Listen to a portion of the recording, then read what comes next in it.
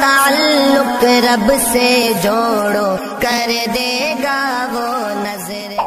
ومن تبعهم بإحسان إلى يوم الدين. أما بعد ففي رواية إن النبي صلى الله عليه وسلم كان إذا قدم من سفر فإذا نظر إلى جدرات المدينة أوزع راحلته وإن كان على دابة حركها من حبها. دین اسلام کے اندر وطن سے محبت کرنا ایک ممدوح اور مشروع عمل ہے. انسان جس جگہ رہتا ہے، جس وطن اور ملک کے اندر رہتا ہے، وہاں سے محبت کرنا، اس ملک سے وفاداری کرنا، محبت اور وفاداری کے تقاضوں کو پورا کرنا، یہ ایمان کا ایک تقاضا ہے اور ایک ممدوح عمل ہے. بعض حضرات اس چیز کو ثابت کرنے کے لیے ایک جملہ بطور حدیث پیش کرتے ہیں، حب الوطن من الایمان، کہ وطن سے محبت کرنا ایمان کا ایک جز ہے، ایمان کا ایک حصہ ہے. یہ جملہ حدیث کے طور پر پیش کرنا صحیح نہیں ہے. یہ ایک موضوع اور من گھڑت روایت ہے جس کے اندر یہ بات بتانے کی کوشش کی گئی ہے کہ آدمی اپنے وطن سے محبت کرے، یہ ایمان کا ایک جز اور حصہ ہے. تو یہ ایک موضوع اور من گھڑت قسم کی روایت ہے. البتہ ملک اور وطن سے محبت کی مشروعیت اور ممدوحیت پر دیگر احادیث موجود ہیں. نبی پاک صلی اللہ علیہ وسلم جب مکہ مکرمہ سے ہجرت کر کے مدینہ منورہ تشریف لے جا رہے تھے تو آپ علیہ الصلاۃ والسلام نے مکہ مکرمہ کو خطاب کر کے یہ فرمایا تھا، ما اطیبک من بلد واحبک الی. اے کعبہ تو بہت ہی زیادہ پاکیزہ شہر ہے، اے مکہ تو بہت ہی زیادہ پاکیزہ شہر ہے اور تو بہت ہی زیادہ محبوب شہر ہے. اور پھر فرمایا تھا کہ اگر میری قوم مجھے اس شہر سے نہ نکالتی، مکہ سے نکلنے پر مجبور نہ کرتی، تو میں یہیں رہتا اور یہاں سے نہ جاتا. اسی طریقے سے جب آپ علیہ الصلاۃ والسلام ہجرت کر کے مدینہ منورہ چلے گئے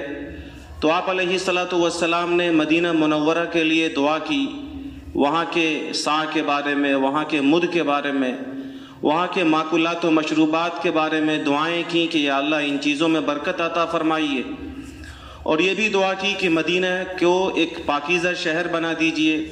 ایک مامون شہر بنا دیجئے، بیماریوں سے پاک شہر بنا دیجئے، یہاں کی بیماریوں کو کہیں اور منتقل فرما دیجئے. اس طرح کی دعائیں احادیث کی کتابوں کے اندر موجود ہیں. اسی طرح جس روایت کی میں نے تلاوت کی ہے اس روایت میں نبی پاک علیہ الصلاۃ والسلام کے بارے میں یہ منقول ہے کہ آقا صلی اللہ علیہ وسلم جب سفر میں جاتے تھے تو سفر سے واپسی موقع سے جب مدینہ منورہ کے در و دیوار پر آپ کی نظر پڑتی تھی تو آپ علیہ الصلاۃ والسلام اپنی اونٹنی کو حرکت دیتے تھے، اوزع راحلتہ، اس کو تیز بھگاتے تھے. اور اگر آپ کسی سواری پر ہوتے تھے تو اس سواری کو ایڑ لگاتے تھے، اس کو بھی تیز بھگاتے تھے، من حبھا، مدینہ کی محبت کی وجہ سے. مدینہ کی محبت آپ علیہ الصلاۃ والسلام کے دل کے اندر تھی. اس لیے سفر سے واپسی پر جیسے ہی اپنا وطن نظر آیا، اپنا شہر نظر آیا تو اپنے وطن اور شہر کی محبت میں سواری کو تیز کر رہے ہیں. اس حدیث کو امام بخاری رحمۃ اللہ علیہ نے نقل کیا ہے. اور بخاری شریف کی شرح میں حافظ ابن حجر رحمۃ اللہ علیہ نے لکھا ہے کہ اس حدیث سے جہاں یہ بات معلوم ہوتی ہے کہ مدینہ منورہ ایک برگزیدہ شہر ہے، مدینہ کی افضلیت پر اس حدیث کے اندر دلالت اور رہبری ملتی ہے، وہیں اس حدیث سے یہ بھی معلوم ہوتا ہے وعلی حب الوطن، کہ اس حدیث سے یہ بات معلوم ہوتی ہے کہ آدمی اپنے وطن اور اپنے ملک سے محبت کرے. تو ملک اور وطن سے محبت کرنا ایمان کے منافی نہیں ہے، بلکہ دین اسلام کے اندر ایک مشروع، جائز اور ممدوح عمل ہے. انسان جس جگہ رہے، جس ملک کے اندر رہے، جس ملک اور جس وطن سے اس کا تعلق ہو،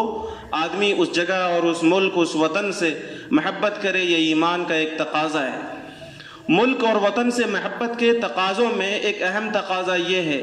کہ آدمی اپنے ملک اور وطن کی ماضی، اس کے حال اور اس کے مستقبل پر نظر رکھے. اس ملک اور اس وطن کی ماضی کیسی تھی، اس کا حال کیسا ہے اور اس کا مستقبل کیسا ہونا چاہیے. ایک وفادار مسلمان کی یہ ذمہ داری ہے کہ اگر وہ اپنے وطن سے محبت کرتا ہے تو اپنے وطن کی ماضی کو نہ بھلائے. حال میں جو کچھ اس کے ملک اور وطن میں ہو رہا ہے اس پر بھی اس کی کڑی نگاہ رہے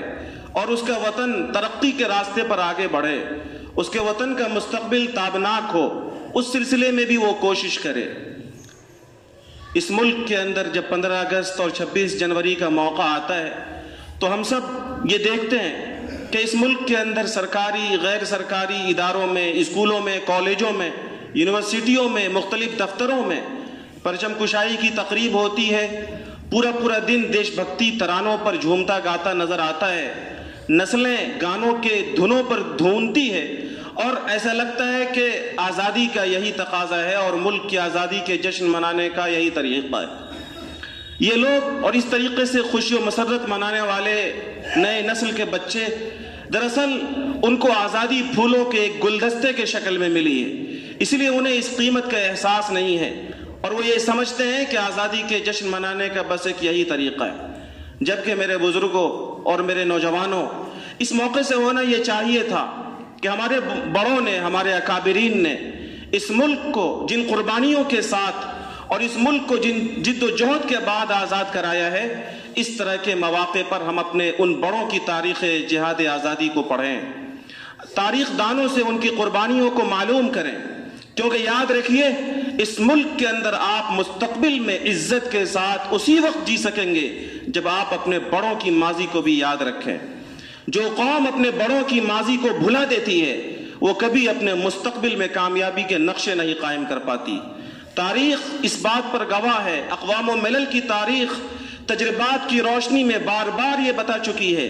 کہ جن لوگوں کا تعلق اپنی ماضی سے رہا، جنہوں نے اپنے پرکھوں کی قربانی کو یاد رکھا، انہوں نے اپنے حال کو بھی بہتر بنانے کی کوشش کی اور انہوں نے اپنے مستقبل کو بھی روشن بنانے کے منصوبے بنائے.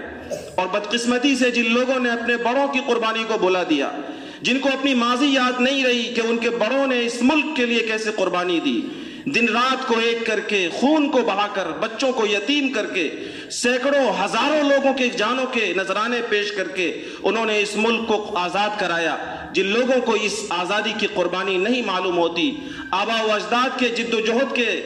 روایات نہیں معلوم ہوتے، وہ اپنے حال پر بھی رونا روتے ہیں اور اپنے مستقبل کو بھی بہتر بنانے کے لیے کچھ نہیں کر پاتے. اور علامہ اقبال نے وہ جو شکوہ کیا تھا کہ تھے تو وہ آبا تمہارے ہی، تم کیا ہو، ہاتھ پر ہاتھ دھرے منتظر فردا ہو. آبا و اجداد کی قربانی کی تاریخ یاد نہیں ہے اور ملک کے حالات پر رو رہے ہیں اور مستقبل کے خراب ہونے کے شکوے کر رہے ہیں. اس موقع سے ہمیں یہ چاہیے کہ اپنے بڑوں کی قربانیوں کو نہ صرف یہ کہ یاد رکھیں بلکہ ان کو اپنی نسلوں کو بتائیں. آج اس وقت منصوبہ بندی کے ساتھ یہ ہو رہا ہے کہ آبا و اجداد کی قربانی کی تاریخ کو مٹا دیا جائے، اسے مسخ کر دیا جائے، جہاد آزادی کی تاریخ کو بدل دیا جائے. اور جب کسی ملک کی ماضی کی تاریخ کو چھیڑ چھاڑ کے ساتھ بدل دیا جائے، اس کو مسخ کر دیا جائے، تو پھر اخلاقی زوال قوم کا مقدر بن جاتا ہے اور پھر قوم اپنی حقیقت کھو بیٹھتی ہے. احسان فراموشی کی، ماضی کی تاریخ کو چھیڑ چھاڑ کرنے کی اس سے بڑی اور کیا مثال ہوگی کہ آپ اور ہمارے بچے اس وقت جو پڑھتے ہیں اسکولوں میں اور کالجوں میں اور جو اس طرح کے مواقع پر ہونے والے ثقافتی پروگرام میں شرکت کرتے ہیں، وہ دیکھتے ہیں کہ اس موقع سے مجاہدین آزادی کا جہاں تذکرہ ہوتا ہے تو وہ لوگ جو اس ملک کی آزادی کے جہاد میں قیادت کر رہے تھے، جنہوں نے اس ملک کی جہاد آزادی کے لیے سب سے پہلے نعرہ بلند کیا، جنہوں نے اس ملک کی آزادی کا خواب سب سے پہلے لوگوں کو دکھلایا، ان کا تذکرہ حرف غلط کی طرح مٹا دیا گیا. اور وہ لوگ جو اس کفن بردوش قافلے میں، مجاہدین کے اس قافلے میں بعد میں آ کر شریک ہوئے، جو بعد میں آ کر کے مسلمانوں کے ساتھ، علماء کے ساتھ جہاد آزادی میں شریک ہوئے، ان کو جہاد آزادی کا ہیرو بنا کر پیش کیا جاتا ہے. ہمارے بچے اسکولوں میں جو کتابیں پڑھتے ہیں، جو سلیبس بک انہیں پڑھایا جاتا ہے، جن میں مجاہدین آزادی کے تذکرے ملتے ہیں، تو سالوں سے چند ایک نام جو رٹے رٹائے جاتے ہیں، ان ناموں کے علاوہ دیگر مجاہدین آزادی کا کوئی تذکرہ نہیں ملتا. نہ تو پروگراموں میں اس کا تذکرہ ہوتا، نہ سلیبس بک میں اس کا تذکرہ ہوتا، بلکہ اب تو یہ کوشش ہو رہی ہے کہ اس تاریخ کو ہی بدل دیا جائے. ایسے موقع سے شکوہ اور افسوس گلہ غیروں سے نہیں ہے، افسوس اپنی نئی نسل سے ہے اور اپنی نئی نسل کے بچوں سے ہے اور اپنے بزرگوں سے ہے کہ اپنے ان بچوں کو اور نسلوں کو وہ تاریخ نہیں بتاتے اور اپنے بڑوں کی قربانی اور جہاد آزادی کی اس جنگ کی قربانیوں کا تذکرہ ان کے سامنے نہیں کرتے۔ میرے بھائیوں اور میرے بزرگوں، جب ملک کی جہاد آزادی کی بات ہوتی ہے کہ اس ملک کو جب انگریزوں نے اپنا غلام بنا لیا اور اس ملک کو آزاد کرانے کی کوشش شروع ہوئی تو اس کی تاریخ 1857 سے شروع ہوئی۔ یہ سب سے بڑا جھوٹ ہے اور تاریخ کے ساتھ چھیڑ چھاڑ کرنے کی سب سے بڑی شروعات ہے۔ آپ اس ملک کی جہاد آزادی کو اگر شارٹ کریں اور اختصار کے ساتھ بیان کریں تو آپ یہ کہہ سکتے ہیں کہ اس ملک کی تاریخ آزادی کا سلسلہ وہاں سے شروع ہوا جب 1799 عیسوی میں ایک بڑے عظیم مجاہد آزادی سلطان ٹیپو شہید، جس کا وہ ایک جملہ جو بچے بچے کو یاد ہے کہ شیر کے ایک دن کی زندگی گیدڑ کے 1000 سال کی زندگی سے بہتر ہے، سلطان ٹیپو شہید کو 1799 عیسوی میں شہید کر دیا گیا اور سلطان ٹیپو شہید کی لاش پر کھڑے ہو کر انگریز فوجی نے یہ اعلان کیا کہ آج سے ہندوستان ہمارا ملک ہے اور ہم اس کے حاکم ہیں۔ خون سے لتھڑی ہوئی لاش پر انگریز گورنر نے کھڑا ہو کر ہندوستان پر اپنی حاکمیت کا جھنڈا لہرایا اور اس ملک کو محکوم بنانے کا اعلان کر دیا۔ اور پھر اس کے بعد 1803 عیسوی میں باضابطہ پلاننگ کے ساتھ سازش کر کے لال قلعے سے انگریزوں نے یہ اعلان کر دیا کہ یہ ملک غلام ہو چکا ہے، اب سے خلقت خدا کی، ملک بادشاہ کا، اور اس ملک کے اندر حکومت بہادر اینڈ کمپنی کی چلے گی۔ یہ صورتحال تھی۔ آپ کو یاد ہونا چاہیے کہ جب 1803 عیسوی میں اس ملک کے اندر انگریزوں نے سب سے پہلے یہ اعلان لال قلعے سے کیا کہ اب سے یہ ملک ہمارا ہے، تو 1803 عیسوی میں اسی سن میں اس ملک کے سب سے بڑے عظیم عالم دین مسند الہند حضرت شاہ ولی اللہ محدث دہلوی رحمۃ اللہ علیہ کے بڑے صاحبزادے شاہ عبدالعزیز محدث دہلوی رحمۃ اللہ علیہ نے یہ فتویٰ دیا تھا اور یہ مجاہدانہ اعلان کیا تھا کہ اے لوگو، اب یہ ملک غلام ہو چکا ہے اور اس ملک کو آزاد کرانے کے لیے جہاد آزادی لڑنا ہر مسلمان پر فرض ہے۔ یہ 1803 کی بات ہو رہی ہے، 1857 سے جہاد آزادی شروع نہیں ہوئی۔ یہ تاریخ کے ساتھ کھلواڑ ہے اور آپ کے آباء و اجداد کی قربانی کی تاریخ کو مٹانے کی کوشش ہے۔ 1803 میں شاہ عبدالعزیز محدث دہلوی رحمۃ اللہ علیہ نے، جو اس ملک کے سب سے بڑے عالم دین کے سپوت تھے، انہوں نے یہ اعلان کیا تھا کہ اس ملک کے اندر انگریزوں سے جہاد آزادی لڑنا فرض عین ہے، ہر مسلمان پر فرض ہے۔ یہ ایک اعلان نہیں تھا بلکہ یہ ایک فتویٰ تھا، ایک تحریک تھی، اور یہ ایسے وقت میں اعلان تھا جب بہادر کمپنی کے خلاف، ایسٹ انڈیا کمپنی کے خلاف اس ملک کے اندر کسی بھی شخص کے اندر ایک آواز بلند کرنے کی ہمت نہیں تھی، کسی کے اندر جرأت نہیں تھی کہ وہ ایسٹ انڈیا کمپنی کے خلاف ایک لفظ بولے۔ اگر ایسٹ انڈیا کمپنی کے خلاف، انگریزوں کی ناجائز حکومت کے خلاف سب سے پہلے کسی نے جہاد آزادی کا نعرہ لگایا اور جہاد آزادی کا فتویٰ دیا تو وہ کوئی انسان، عام انسان نہیں تھا، بلکہ وہ مسلمان تھا، اور عام مسلمان نہیں تھا بلکہ وہ عالم دین تھا، اور وہ عالم دین ملک کے عظیم عالم دین کا سپوت تھا۔ شاہ عبدالعزیز محدث دہلوی رحمۃ اللہ علیہ نے جب فتویٰ دے دیا تو کیا انگریزوں نے ان کو چھوڑ دیا، ان کو پھولوں کا تاج پیش کر دیا؟ ایسا نہیں ہوا، بلکہ فتویٰ دینے کے بعد اس فتوے کے نتیجے میں انگریزوں نے شاہ عبدالعزیز محدث دہلوی کو زہر دے دیا، ان کی آنکھ کی بینائی چلی گئی، ان کے بدن پر سفید داغ پڑ گئے، ان کو دہلی سے شہر بدر کر دیا گیا، شاہ صاحب کی ساری جائیداد کو قرق کر لیا گیا، ضبط کر لیا گیا۔ بالآخر اسی زہر کی وجہ سے 1824 میں شاہ عبدالعزیز محدث دہلوی رحمۃ اللہ علیہ شہید ہو گئے۔ لیکن آپ نے آزادی کا جو فتویٰ دیا تھا، آزادی کی جو تحریک چھیڑی تھی، آزادی کا جو اعلان دیا تھا، آپ نے اس تحریک کو اور اس فکر کو اپنے دو عظیم شاگرد حضرت شاہ اسماعیل شہید اور سید احمد شہید کے حوالے کیا، اور پھر یہ دونوں شاہ صاحبان اپنے استاذ کے اس تحریک کو لے کر اس ملک میں جہاں تک اپنے محدود وسائل کے ساتھ جا سکتے تھے وہ گئے۔ وہ پٹنہ بھی آئے، وہ غازی پور گئے، وہ سہارنپور گئے، وہ کاندلہ گئے، وہ دیوبند گئے، وہ جہاں تک جا سکتے تھے وہاں تک گئے۔ جب وہ غازی پور گئے تو غازی پور کے ایک بہت بڑے نواب تھے، اس نواب نے اس زمانے میں جب ایک بکری 8 آنے اور 10 آنے میں ملتے تھی، چاندی کے 1,00,000 سکے شاہ اسماعیل شہید رحمۃ اللہ علیہ کے ہاتھ میں دیا اور کہا کہ حضرت یہ جہاد آزادی کے لیے ہمارا چندہ ہے۔ اور پھر اتنا ہی نہیں، انہوں نے اپنے ایک جوان بیٹے کا ہاتھ پکڑ کر شاہ صاحب کے ہاتھ میں دیا اور کہا کہ حضرت جس طریقے سے اللہ کی رضا کے لیے حضرت اسماعیل کے حلقوم پر حضرت ابراہیم نے چھری چلائی تھی، میری یہ خواہش ہے کہ اس ملک کی آزادی کے لیے اگر جان کی شہادت کی بات آئے تو میرے اس نوجوان بیٹے کی شہادت پیش کر دی جائے۔ غازی پور کے جن 6 جوانوں کا تذکرہ شاہ صاحب کے ساتھ ملتا ہے بالا کوٹ کی پہاڑی پر، ان 6 جوانوں میں نواب صاحب کے اس بچے کی بھی قربانی کا اور شہادت کا تذکرہ تاریخ کے اوراق کے اندر موجود ہے۔ میرے بزرگوں اور دوستوں، 1857 عیسوی سے بہت پہلے بالا کوٹ کی پہاڑی پر سید احمد شہید اور شاہ اسماعیل شہید نے اس ملک کی آزادی کے لیے ایک بڑی لڑائی لڑی ہے، جس کا تذکرہ آج تاریخ کی کتابوں میں نہیں ملتا، پروگراموں میں نہیں کیا جاتا۔ ہماری نسلوں کو یہ تاریخ بتائی جانی چاہیے۔ اس تاریخ آزادی میں جب علماء کرام کو شکست ہو گئی تو علماء بیٹھے نہیں، پھر اس کے بعد ایک نئی جہاد آزادی کی تحریک شروع کی گئی۔ اس تحریک کے اندر 26 سال لگے۔ 26 سال کے بعد 1857 عیسوی میں اس ملک کی دوسری جہاد آزادی لڑی گئی، لیکن اس میں کیا کچھ ہوا وہ ہم سب کو معلوم ہے۔ 1857 عیسوی کی جہاد آزادی میں بھی شکست ہوئی اور ملک آزاد نہ ہو سکا۔ آپ کو معلوم ہونا چاہیے کہ اسی 1857 عیسوی کی جنگ آزادی میں ہزاروں علماء کرام کو شہید کر دیا گیا۔ روایات تاریخ کے اندر موجود ہے کہ دہلی کی چاندنی چوک سے لے کر خیبر تک کوئی ایسا درخت نہیں تھا جس پر علماء کرام کو پھانسی نہ دی گئی ہو۔ روایات موجود ہیں کہ دلی جو مغلیہ سلطنت کے زمانے میں اسلام کا اور علوم اسلامیہ کا مرکز تھا، اس دلی کے اندر اگر کسی شخص پر عالم دین کا نشان ہوتا تھا تو اسے فوراً سولی دے دی جاتی تھی۔ ایک مسلمان کا اسلامی تشخص کے ساتھ دلی میں رہنا اور عالمانہ وضاحت کے ساتھ دلی کے اندر رہنا یہ مشکل کر دیا گیا۔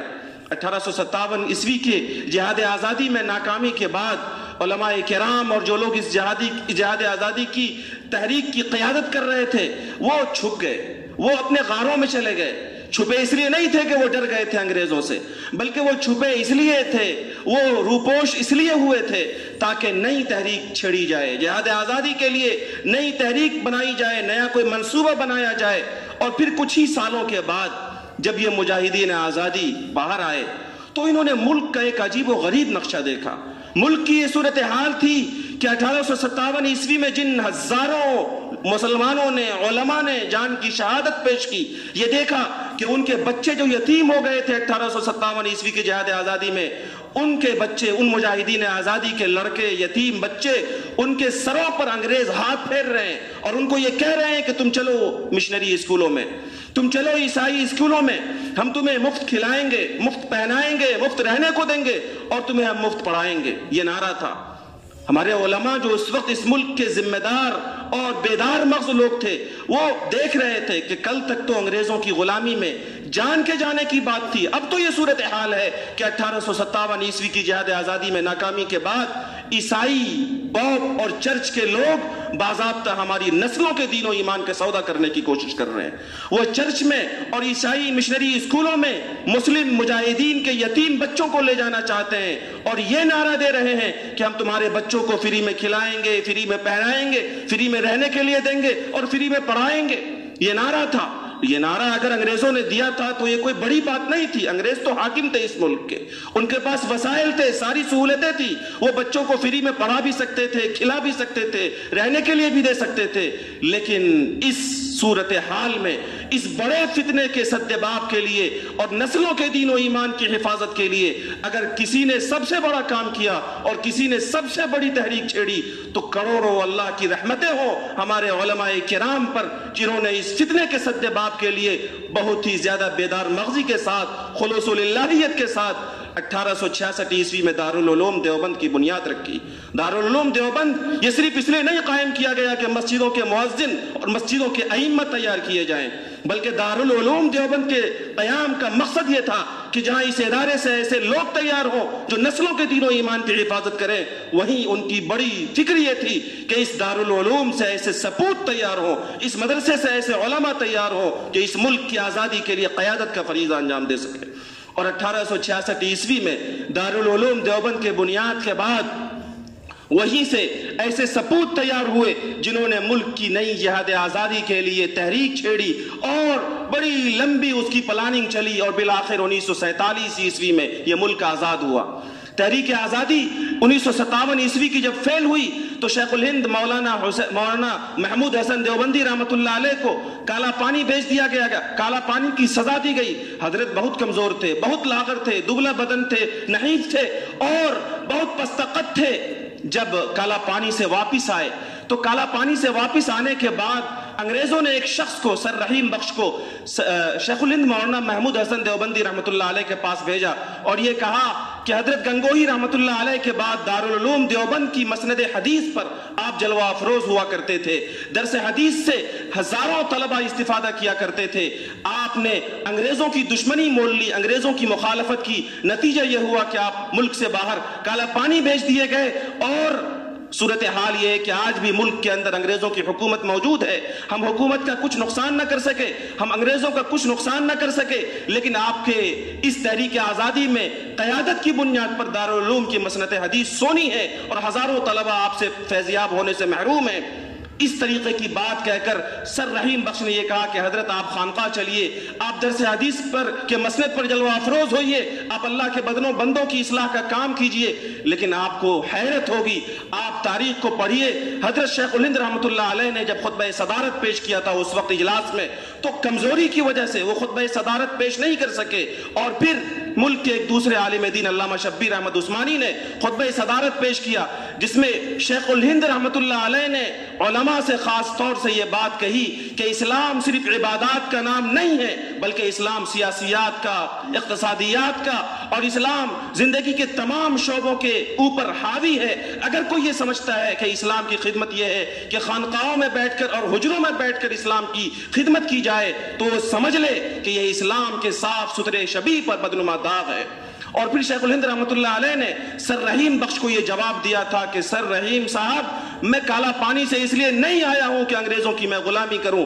بلکہ میں اس لیے آیا ہوں تاکہ میں اپنے اس کمزور بدن کے ساتھ بھی جہاں تک جا سکوں وہاں تک جا کر یہ اعلان کر دوں کہ جس ملک کے اندر انگریزوں کی حکومت ہو وہاں جینا حرام ہے، وہاں انگریزوں کی غلامی کے ساتھ زندگی گزارنا حرام ہے۔ اور پھر فرمایا تھا کہ میرے گھٹنے کمزور ہیں، میں بوڑھا ہو چکا ہوں، میں کمزور ہوں، اگر میں اس ملک کے اندر ملک کے گوشوں میں نہ جا سکوں تو میں ایک چارپائی پر لیٹ جاؤں گا اور اس چارپائی پر لیٹ کر اپنے شاگردوں کو کہوں گا کہ اس چارپائی کو لے کر وہ ملک کے کونے کونے میں چلے تاکہ ملک کے ہر کونے میں جا کر میں یہ آواز لگا دوں کہ جس ملک کے اندر انگریز کی حکومت ہو وہاں شیخ الہند مولانا محمود حسن کیا کسی مسلمان کا زندہ رہنا حرام ہے۔ شیخ الہند نے حضرت سر رحیم بخش کو یہ کہا تھا کہ اس ملک کے اندر جب تک انگریزوں کی حکومت رہے گی محمود حسن جینا تو کیا مر کر